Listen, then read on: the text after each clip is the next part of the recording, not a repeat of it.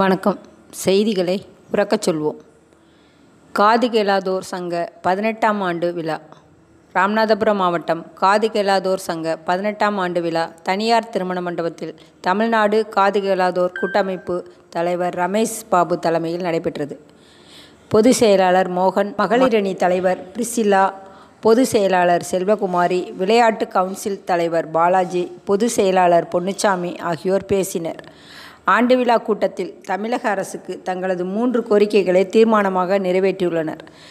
கலைஞர் கனவு இல்ல திட்டத்தில் காது கேளாதோர் சங்க உறுப்பினர்கள் அனைவரையும் பயனாளிகளாக சேர்த்து வீடு வழங்க வேண்டும், ஓட்டுநர் உரிமம் வழங்க வேண்டும் உட்பட 3 தீர்மானம் நிறைவேற்றப்பட்டது.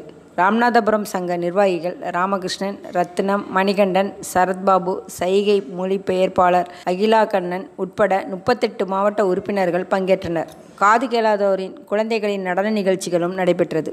இவர்களது சைகை மொழியான இவர்களது இசை, நடனம் போன்றவற்றை ரசித்து மகிழ்ச்சியடைந்தது அற்புதமாக இருந்தது. இந்நிகழ்ச்சியில் ராமநாதபுரம் மாவட்டம் தவிர தமிழகம் அனைத்திலும் இருந்து 2000க்கும் அதிகமானோர் உறுப்பினர்கள் கலந்து கொண்டு சிறப்பித்தனர்.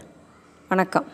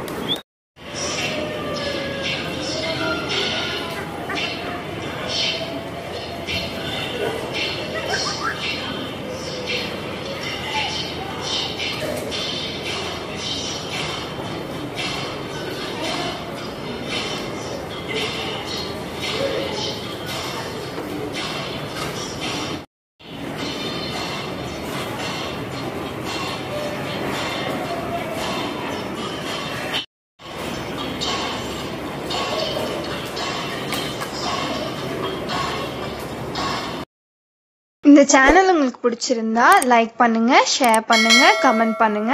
மறக்காம இந்த சேனலுக்கு சப்ஸ்கிரைப் பண்ணுங்க.